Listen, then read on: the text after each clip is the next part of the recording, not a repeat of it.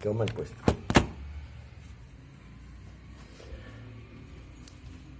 Apreciados estudiantes, me alegra saludarlos. Iniciamos hoy, conforme a lo que yo les había dicho con anterioridad, nuestra última clase de este periodo académico lectivo, puesto que ya la semana entrante, y ustedes lo saben bien, vienen los parciales, el último parcial de este primer periodo semestre del 2020. Quiero aprovechar esta oportunidad para hacer un pequeño y breve repaso sobre algunos temas que toqué en la clase anterior. Y lo voy a hacer porque considero muy importante estas cuestiones que les voy a mencionar, sobre todo con referencia al parcial de la semana entrante. De manera pues que, sin perder más tiempo, vamos a iniciar, puesto que requerimos de ello para culminar todo lo que es la materia que está a nuestro cargo, o que estuvo a nuestro cargo prácticamente, por decirlo así, ya durante este semestre. Hablemos entonces de lo que es la parte salarial en lo referente al embargo de los salarios, al monto embargable de los salarios. Vimos, y quiero que ustedes lo reseñen en sus guías, que ustedes le pongan ojo con estos temas que voy a tocar. Vimos lo referente a esto, diciendo que el salario solamente era embargable en una quinta parte de lo que excediera del salario mínimo legal mensual vigente. Efectivamente, además de ello dijimos que había sobre esto dos excepciones, que eran la primera de ellas, la que se refería a cuando habían deudas del trabajador que tenía contraídas deudas con cooperativas de ahorro y crédito. Entonces, en este caso, si se le presentara un embargo, podrían descontarle hasta el 50% del salario que el trabajador devengue. Y lo mismo con los procesos judiciales por alimentos. Es decir, cuando la madre o los hijos demandan al padre por incumplimiento en lo que tiene que ver con la alimentación. Ahí también se le puede descontar, retener, embargar hasta el 50% del salario del trabajador. Eso es lo referente como cuestión importante de resaltar en lo que tiene que ver con el monto embargable de los salarios de los trabajadores. Ahora sí hay otra prestación. La anterior no era prestación, lo anterior es algo referente a la cuestión de los salarios, pero no prestación como tal. Estas que vienen sí son prestaciones que están enmarcadas en el cuadro sinóptico que yo les hice llegar a ustedes en materia de prestaciones sociales. Estas son prestaciones a cargo del empleador.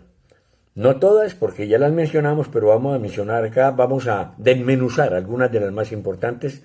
Iniciamos esto ya la semana pasada.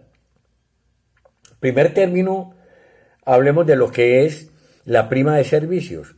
Sabemos que la prima de servicios es aquella que se le otorga por parte del patrono, que está estipulada en la ley, cada 6 meses, en los meses de junio y en los meses de diciembre. Se llama prima de servicios. Es prácticamente, podríamos llamarlo así, una prima, es un salario mensual que se le paga al trabajador, pero se le divide en dos cuotas. Una parte, la mitad se le paga en junio y la otra, reitero, se le paga en el mes de diciembre. El salario base de liquidación para esta prima es en lo que devenga el trabajador. lo que devenga y lo que ha devengado en ese periodo, si es que ha tenido varios salarios. Entonces se saca el promedio y ese promedio pues es el que entra a ese factor para efectuar la operación liquidatoria. Ese salario base se multiplica por los 180 días que comprenden el semestre, perdón, y eso se divide por los 360 días del año. Esa suma es la resultante pues de esta operación anterior, es la que se le entrega al trabajador por concepto de prima de servicios. Hay que tener en cuenta que para efectos de liquidación como salario base de esta prima, se debe tener en cuenta el auxilio de transporte del trabajador para sumar a factor liquidatorio de la prima de servicios. Muy bien. En tercer lugar, para que tengan en cuenta, porque ya hablamos de estos temas, pero vuelvo y les repito, vamos a hablar de lo que son las vacaciones. Las vacaciones de los trabajadores, que es otro pago a cargo del empleador, una prestación social, y que es supremamente importante en la agenda laboral de las empresas. A ver, la causación del derecho. Las vacaciones son 15 días hábiles por año, a lo que tiene derecho el trabajador. Todo empleador está obligado a conceder a sus trabajadores por cada año de servicio 15 días hábiles consecutivos de vacaciones remuneradas, pagadas, y proporcionalmente por fracciones superiores a 90 días. Si el trabajador solamente ha trabajado 3 meses, se le debe pagar proporcionalmente esta prestación de vacaciones. Ahora, la época de las vacaciones debe ser señalada por el empleador, a más tardar dentro del año siguiente a aquel en que se causaron, es decir, a aquel en que se cumplieron. Y ellas deben ser concedidas oficiosamente por parte del patrono o también a petición por parte del trabajador sin perjudicar el servicio y la efectividad ¿de qué? Del descanso. Por lo general, las oficinas, los despachos, las direcciones de talento humano, las jefaturas de personal, siempre anualmente tienen una programación de los trabajadores que elaboran en la empresa, en la institución, programación de sus vacaciones y se las van otorgando de acuerdo al cumplimiento de las fechas que les corresponda. De manera pues que esto es importante en cuanto al cumplimiento de los derechos que se le otorgan a los trabajadores como parte lógica del descanso que merecen por periodos cumplidos de un año en sus empresas, en sus instituciones. Para el cómputo del año de servicios pueden descontarse por disposición legal los periodos de suspensión del contrato tales como huelgas, suspensión disciplinaria o fuerza mayor. Lo mismo puede decirse respecto a las faltas al trabajo no justificadas. Eso en cuanto al cómputo de tiempo de servicios en lo que tiene que ver con estas vacaciones que se le otorgan al trabajador. La naturaleza jurídica. Las vacaciones no son salario, ni prestación social como tal, sino un descanso remunerado que debe tomarse como base para liquidar ¿qué? Aportes. El salario base para esta remuneración debe recibir, de acuerdo a lo que con anterioridad venía devengando, la suma ordinaria que estaba él devengando, o que comience él a devengar si es que no alcanzó a cumplir el año completo de trabajo. Este salario ordinario está formado por lo que recibe ese trabajador como remuneración por los servicios, exceptuando el trabajo en días de descansos obligatorios y de horas extras. El recargo nocturno y lo recibido por descanso obligatorio remunerado sí debe computarse dentro del salario ordinario para efectos de liquidación de esas vacaciones, ¿no? El auxilio de transporte no se incluye, a diferencia de la prima de servicios, no se incluye en el salario base para liquidación de vacaciones, ¿no? Ahora, hay otro aspecto importante en esto de las vacaciones, que es la compensación y la acumulación de las mismas. Está prohibido, ojo con esto, compensar las vacaciones en dinero.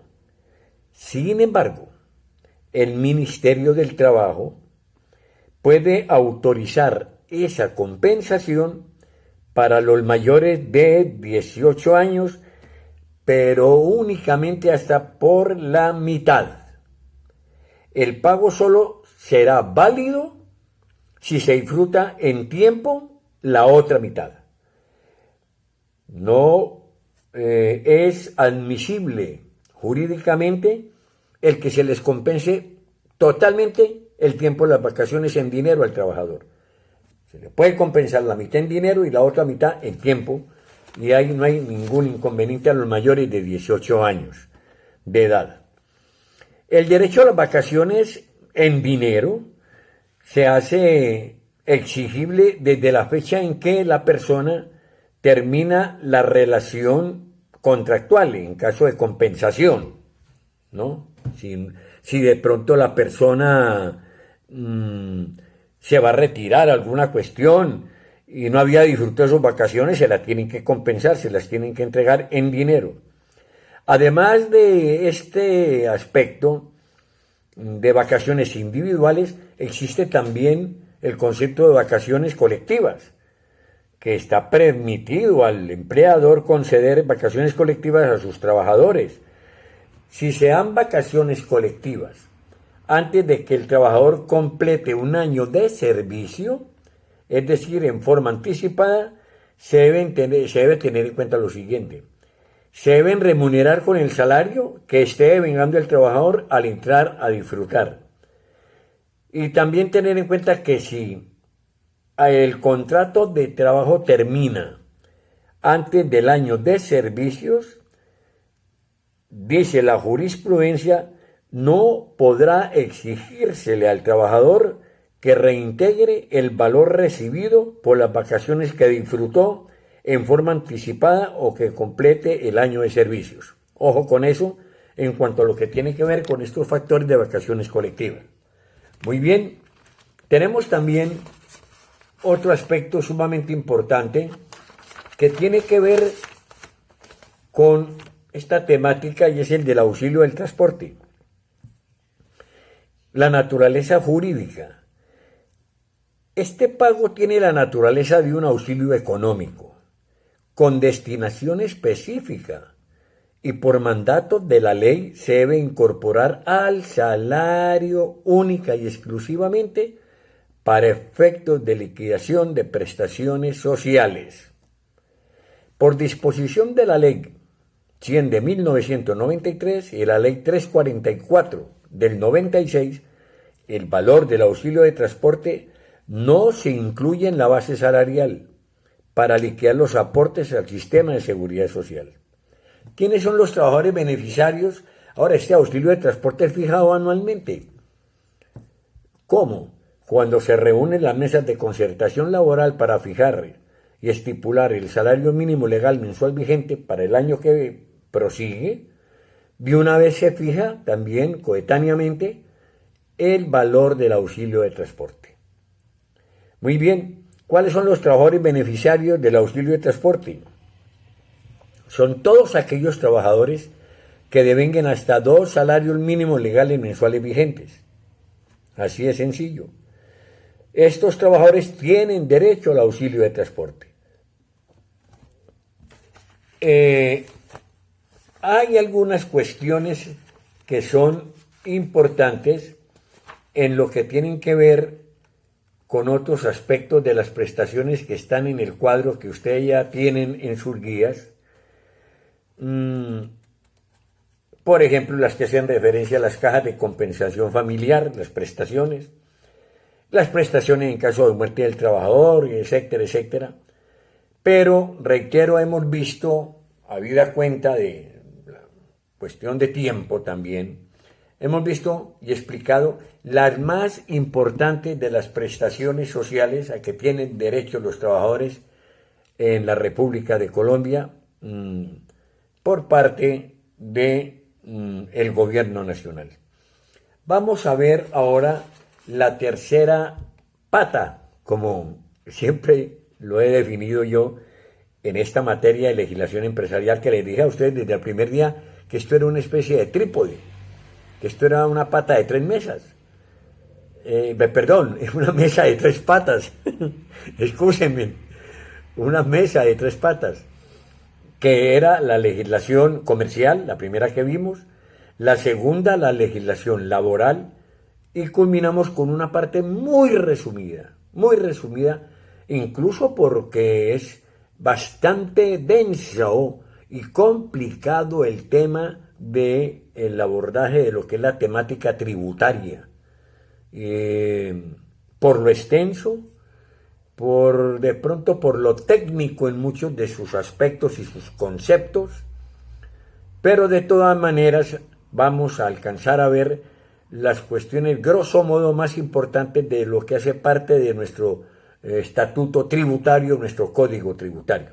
Entonces vamos a iniciar con la parte de carácter tributario, hablando de lo que es el impuesto sobre la renta.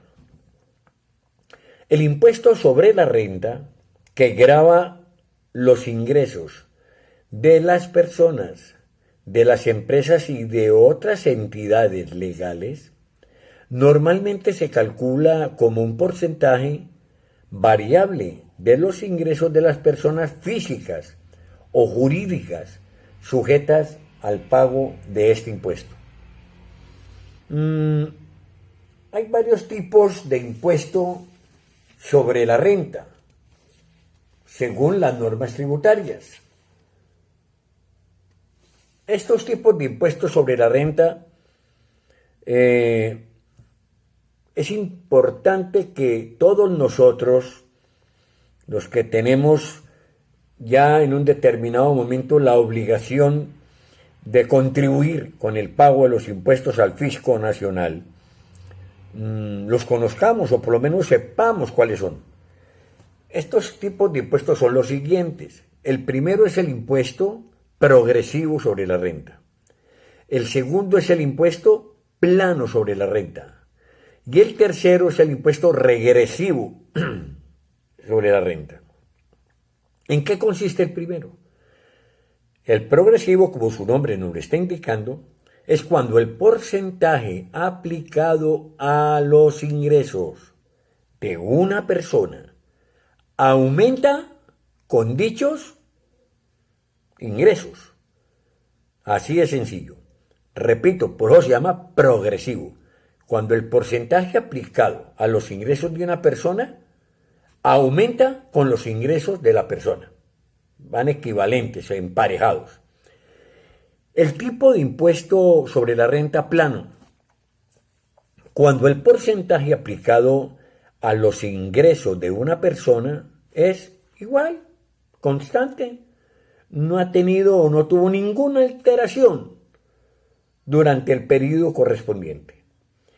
Y el tipo de impuesto sobre la renta regresivo, su nombre nos lo está indicando, es cuando el porcentaje aplicado a los ingresos de una persona disminuye con dichos ingresos. Así de sencillo.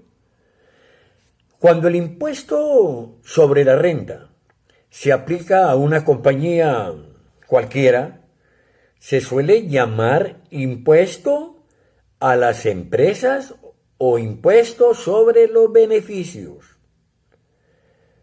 Los impuestos a las empresas suelen gravar el beneficio de las empresas, es decir, la utilidad de las empresas. La diferencia entre qué, entre los ingresos y los gastos, con algunas deducciones. Eso es lo que se grava en el impuesto sobre la renta en lo que tiene que ver con las empresas. La diferencia entre los ingresos y los gastos con las deducciones, reitero y le repito, es en lo que se basa el Ministerio de Hacienda para hacer válido los impuestos que deben pagar esas empresas. Mientras que los aplicados a las personas físicas suelen gravar los ingresos con algunas deducciones. Repito, los impuestos a las empresas suelen gravar los beneficios, es decir, suelen gravar el beneficio, de las empresas, teniendo en cuenta lo siguiente, la diferencia entre qué, entre los ingresos y entre los gastos, con algunas deducciones que tienen por ley esas empresas. Mientras que los aplicados a las personas físicas suelen gravar solamente los ingresos, con algunas deducciones, por determinados conceptos que la ley expresa y que la ley estipula. Ahora, ¿qué es entonces, en qué consiste este impuesto sobre la renta? Es una contribución, indudablemente, que grava el ingreso de las personas y entidades económicas. El impuesto sobre la renta incluye el gravamen al trabajo, lo que uno devenga como trabajador, como asalariado, es susceptible de pago de impuestos sobre la renta. No solamente el gravamen al trabajo, también al capital y a la combinación de trabajo y de capital. Es un impuesto directo, hay impuestos indirectos también, es un impuesto directo, porque incide, porque impacta en forma específica sobre el ingreso de las personas, por eso es directo, y de las sociedades mercantiles, nosotros ya las vimos, y de las sociedades mercantiles. En Colombia, la tasa del impuesto a la renta está en el orden, si no se ha modificado, del 35%. Después viene lo que es el impuesto sobre la renta diferido. ¿Qué es diferir? Diferir es dejar para después. Es el método para el cálculo del impuesto sobre la renta a cargo de una empresa, que consiste en obtener dos cifras. La primera de ellas, el monto del impuesto por pagar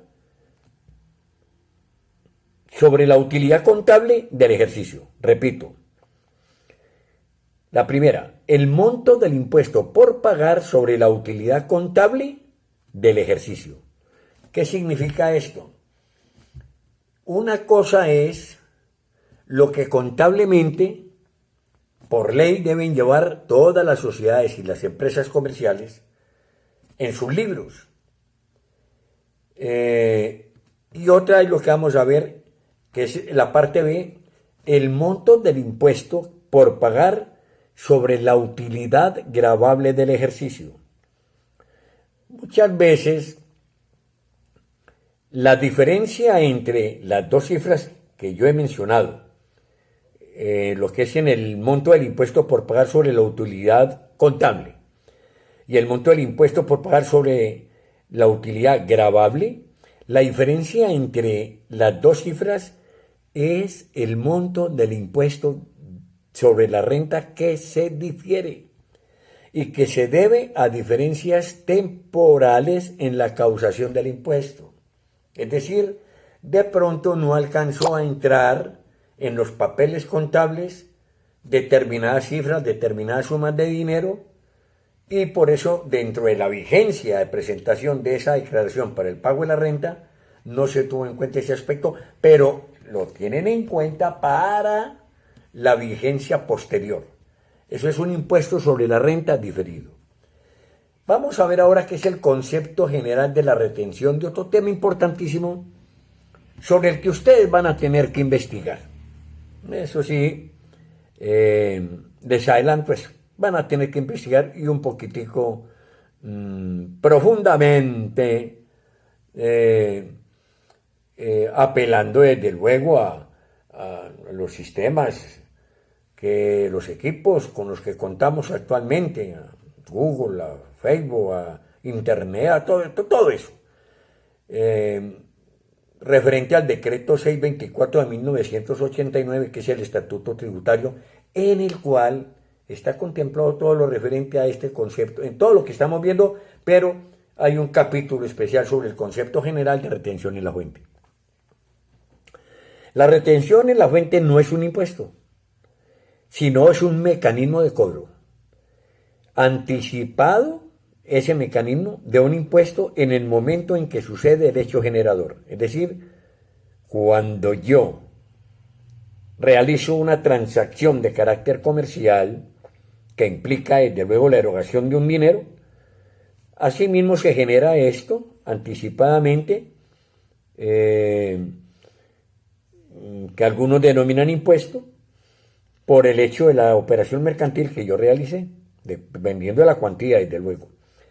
Contrario al concepto popular, pues lo que la gente piensa, la retención en la fuente no es propiamente ningún impuesto, sino que es el simple cobro anticipado de un impuesto que bien puede ser el impuesto de renta, que ese sí es un impuesto, el impuesto a las ventas, que es un impuesto, o el impuesto de industria y comercio, como lo vamos a ver posteriormente.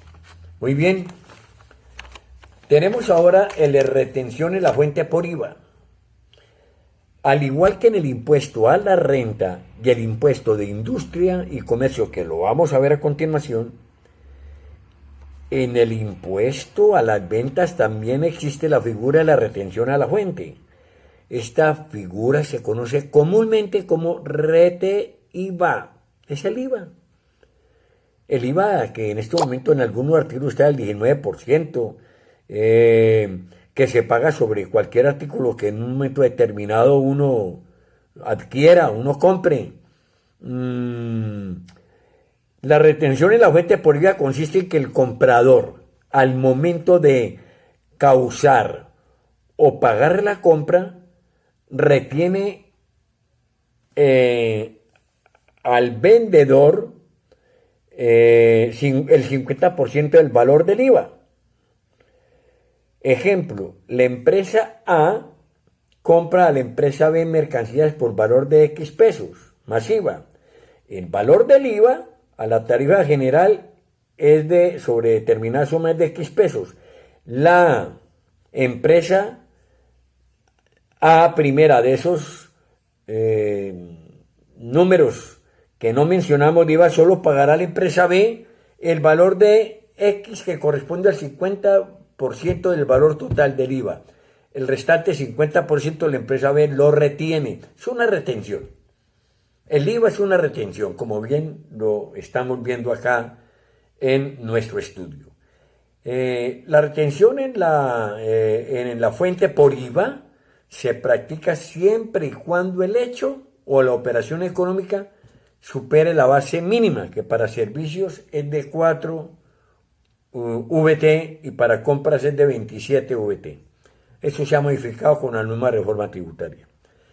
Queda un último tema, que es el referente al impuesto de industria y comercio, que es un impuesto específicamente municipal. Es un impuesto de creación municipal que sirve para soportar, para acometer las diferentes obras que los municipios deben adelantar en cada una de sus jurisdicciones. Este impuesto, desde luego, es creación de la ley, pero corresponde a los municipios. El impuesto de industria y comercio es un gravamen, puesto, que recae ¿sobre qué? Sobre las actividades comerciales, industriales y de servicios que deben cancelar todos los contribuyentes que ejerzan cualquiera de estas acciones a las que yo me he referido, ya sea de manera permanente u ocasional, en establecimientos de comercio o sin ellos. Así no tenga oficina, así no tenga local, almacén abierto y ejerce la actividad comercial personalmente, puerta a puerta o como sea, debe pagar impuesto de industria y comercio por los negocios que esta persona haga, por los ingresos que esta persona refleje por concepto de estas actividades que estamos mencionando como industriales, comerciales o de servicios. Muy bien, esta es, queridos estudiantes, la materia que nos correspondió ver en el transcurso de este semestre. Yo, para finalizar, quisiera comentarles lo siguiente. Tengan en cuenta que el parcial se va a referir en lo que tiene que ver con lo atinente a la prueba escrita presencial nuestra, a algo de carácter práctico, desde luego basado en la teoría, para que ustedes estén bastante nutridos de esta teoría que con tiempo se las anticipé a través de las guías en nuestro grupo de WhatsApp. A diferencia del trabajo escrito que deberán presentar, que vale el 30% con alguna modificación, alguna cuestión que después se las informaré, trabajo de investigación que va a ser diferente al anterior. ¿Qué les puedo adelantar sobre este trabajo? Que efectivamente les va a implicar una consulta, porque yo voy a estar pendiente de eso, de carácter investigativo. Tampoco es del otro mundo, sobre un tema que yo les voy a dar. Debe ser presentado con el lleno de las normas de ICONTEC en presentación de trabajos. Deben darle cumplimiento a eso. Tenga en cuenta eso, después no se quejen, es importante. Y aparte de eso, por escrito a computador, es decir, el sistema. Me lo envían, yo les diré ya la fecha exacta, en el transcurso mañana, si Dios mediante, pero reitero y repito, ciñéndose a los parámetros que yo les demarcaré. El plazo para entregar ese trabajo no va a ser igual al anterior corte, al del anterior corte, no va a ser igual, va a ser más breve el plazo. Y lo mismo para el parcial, tampoco va a ser como hemos hecho, como hicimos con el segundo corte y el primero incluso, con el corte que no alcanzamos a hacerlo presencialmente, no va a ser para que lo entreguen, si se supone que nuestra prueba será a las 8:15 de la mañana, no va a ser para que me lo entreguen a las 6 o 7 de la noche, no. Va a ser antes, yo les daré a ustedes el momento en que les corresponda el parcial, les daré el límite de hora para entregar y en esto seré exigente. En esto seré exigente. No he sido sino amplio, con el mayor gusto en todo, pero en esto ya es exigente. Quien no esté a las 8:15 el día del parcial, pues va a perder es mucho, porque el tiempo no va a ser jamás igual. El tiempo será máximo para presentar el parcial. La hora es hora de clase, no va a ser 1:45, les voy a dar 15 minutos más, será de 2 horas. Será de 2 horas el tiempo para presentar el parcial la próxima semana. De manera que prepárense Y no más, simplemente me resta desearles un resto de semana feliz y que les vaya muy bien en lo que tiene que ver con la preparación de estas pruebas. Muy buenos días.